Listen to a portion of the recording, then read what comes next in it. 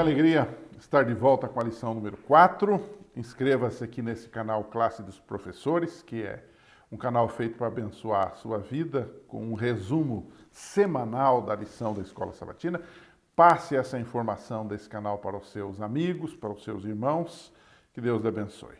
A lição 4 tem o título interessante de Os Olhos do Senhor e a Cosmovisão Bíblica. O que significa a palavra cosmovisão? O que é cosmovisão? Que vamos dar nesta semana. Em linhas gerais, cosmovisão é a nossa visão de mundo. Envolve um conjunto de valores, de crenças, de impressões, de sentimentos e de conceitos, de concepções. Aí a pergunta é, mas existe uma cosmovisão bíblica? E a resposta é sim.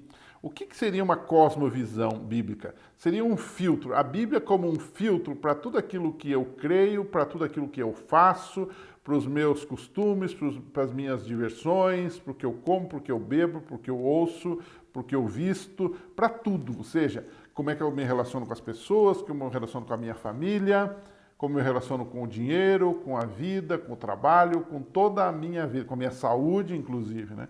Então, qual é essa cosmovisão, esse filtro bíblico? Como é que ele funciona?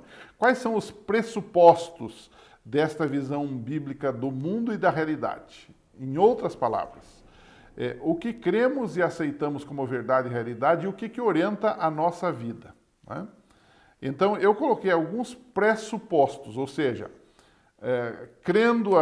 faço isso porque eu creio assim, faço isso porque eu entendo assim, né? Então, um pressuposto número 1 é Deus existe e é o Criador de tudo. Existem duas respostas para nós entendermos a realidade do universo que nos rodeia, né? O universo, o que aí está, simplesmente existe, então veio do nada, é aquele negócio que o evolucionismo aqui surgiu e acabou, né? Por outro lado, nós podemos crer que um ser divino criou tudo o que existe, organizou tudo e acompanha tudo isto. É bem diferente, são noções diferentes de vida e de realidade, né? Então, nós, logicamente, estamos na segunda, que é a cosmovisão bíblica e cristã. E essa cosmovisão bíblica admite Deus como criador de tudo, né? O autor da lição até colocou Leibniz, né, que é um pensador alemão, e ele perguntou assim, por que há algo em vez de nada? Por que há algo? Por que as coisas existem em vez de nada existir? E a Bíblia responde, porque há um Criador, Gênesis 1, verso 1, João 1, 1 a 4, Apocalipse 14, 6 e 7, Isaías 45, 21, são versos que dizem que há um Criador. Por esta razão, nós rejeitamos o que se chama de evolução, que o homem veio vindo e passou por vários estágios e chegou onde chegou. Nós não cremos nisso, né? O cristão, quando vê, por exemplo, o arco-íris, ele não vê apenas como algo natural. Atrás desse algo natural, há uma dimensão que vai além. Para ele, o arco-íris é uma demonstração do amor de Deus, prometendo não destruir o mundo com água, segundo Gênesis 9, 13 a 16. Ou seja, a cosmovisão bíblica, ela toma coisas que eu creio que são apenas naturais, que uma pessoa crê que é apenas natural, e vê além desse aspecto natural, ela vê que há um propósito por trás disso, um objetivo por trás disso, colocado, logicamente, pelo Criador. Então, esse é o pressuposto número 1. Nós nós praticamos todas as coisas, sempre pensando que há um Criador que existe e que é o Criador de tudo, e nesse caso é Deus. Segunda pressuposto da lição dessa semana e da cosmovisão bíblica é Deus não apenas criou, mas redimiu a humanidade.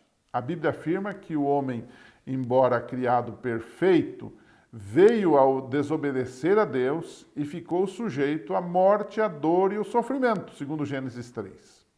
A Bíblia afirma que Deus, através de Cristo, redimiu, comprou essa humanidade através do sacrifício de Jesus na cruz do Calvário. João 1, 1 a 14 e João 3,16, aquele famoso texto que diz que Deus amou o mundo de tal maneira que deu o seu Filho unigênito, para que todo aquele que nele crê não pereça, mas tenha a vida eterna. E é interessante que a Bíblia também, nessa história, diz que Jesus, que veio a primeira vez, voltará uma segunda vez para levar seus filhos para estarem com ele num lugar onde o pecado, a morte, a dor e o sofrimento serão totalmente extirpados e não haverá ali nenhuma dor das que nós conhecemos hoje aqui. Né? Então, na Bíblia, e isso orienta todo o nosso pensamento, Deus, que é o Criador, é também o Deus Redentor, são o mesmo.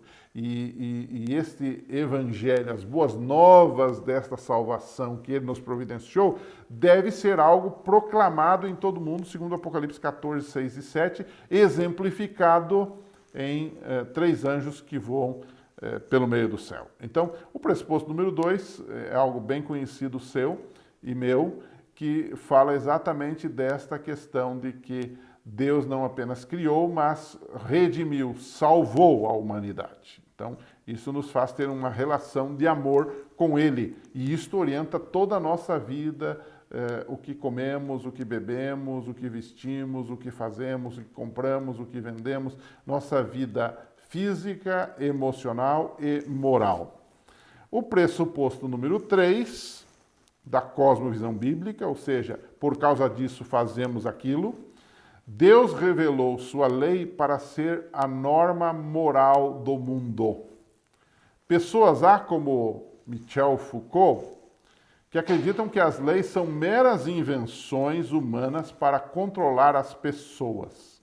Muita gente acredita nisso. Olha, se inventa lei para reger a sociedade. Não é apenas isso, é também isso, mas não é somente isso.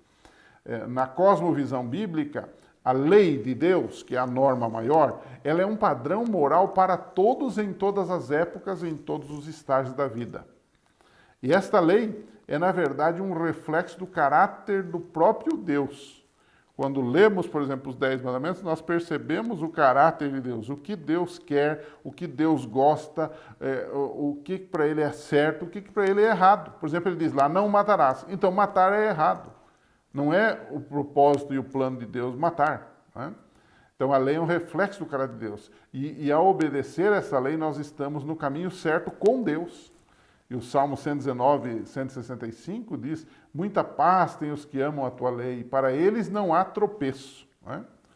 E os filhos de Deus são identificados na Bíblia como observadores da lei de Deus. Basta você ler Apocalipse 14, 12, que fala do povo de Deus, dos filhos de Deus no tempo do fim, e ela aponta 2 características, né? Guardam os mandamentos de Deus, guardam a lei de Deus e têm a fé em Jesus. Embora a lei não salve e não perdoe o pecador, como nós já falamos na lição passada, ela aponta para um Redentor que pode fazer isto. Romanos 3,20 diz que pela lei vem o pleno conhecimento do pecado.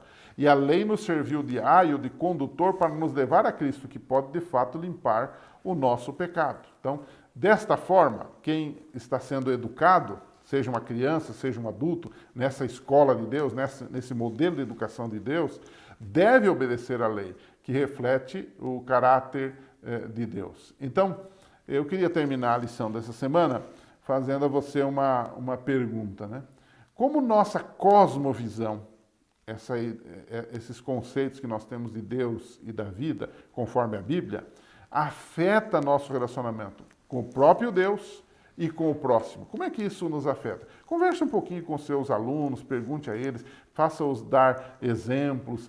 Talvez alguém tenha alguma situação que diz, olha, eu ia fazer determinada coisa, mas aí eu me lembrei que eu sou um cristão e pela Bíblia eu não posso fazer isto, embora isso no mundo seja aceito, isso no mundo seja uma coisa, digamos assim, aceitável, não há nenhum problema com isso, mas para mim, eu sou um cristão, isto de fato é uma complicação, eu não posso fazer isso, não posso exercer determinadas funções, porque como cristão isso não é possível. Então, faça ele conversar um pouquinho, se abrir um pouquinho, vai fazer bem para ele, vai fazer bem para a sua unidade, porque escola sabatina, eu sempre digo, é participação.